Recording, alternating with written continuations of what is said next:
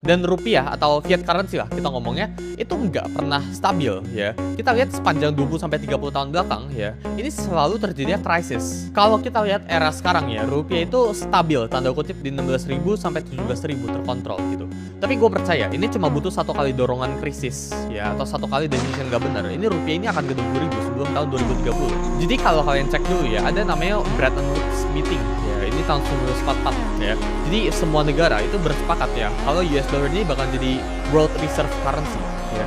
Jadi semua currency ini bakal berbanding ya, berdependent dengan US dollar. Dan US dollar ini ya, ini bakal bergantung dengan gold, di back sama gold. Jadi kalau orang itu pengen cetak banyak USD ya, mereka itu harus pegang gold sebagai jaminannya. Jadi nggak bisa sekedar cuma lu cetak aja duit sebaik-baiknya. Ini sebenarnya gue pernah discuss lebih lanjut di sejarah uang. Jadi lu bisa cek video gue yang sebelah situ kalau kalian pengen tahu detailnya. Tapi intinya setelah 1971, semua reserve currency itu udah nggak ada backingannya. US dollar itu dicopot ya sama Presiden Nixon pada saat itu. Makanya namanya itu Nixon Shock. Jadi US dollar itu udah nggak perlu di-back sama gold ya, pemerintah itu udah bisa cetak duit sebaik-baiknya.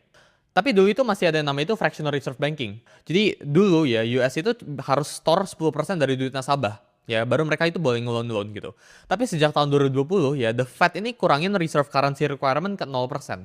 Jadi sejak saat itu ya, sekarang ya semua jenis keuangan itu udah dari angin cetakannya. Makanya sebenarnya ya buat rupiah atau buat fiat currency ini inflasi gila-gilaan atau melemah gila-gilaan, ini cuma butuh satu atau dua kali decision buat pemerintah atau government luar ya ngelakuin oke gue pengen cetak duit gitu ya pada saat marketnya lagi krisis. Dan biasanya setiap kali krisis ya pemerintah itu cetak duit atau melakukan QE dan currency itu bakal melemah.